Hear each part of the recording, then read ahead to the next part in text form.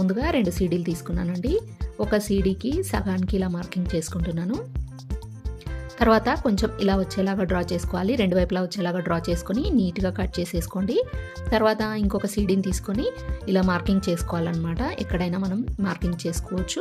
ఆ 2 పిన్స్ మాత్రం లోపలికి వచ్చేలాగా ఇలా పెట్టేసుకొని మార్కింగ్ చేసుకొని అక్కడ ఇలా హోల్స్ చేసుకోవాలి. మనం ఫస్ట్ కట్ చేసుకున్న సీడీని ఇందులో ఇలా పెట్టేసుకోవాలన్నమాట.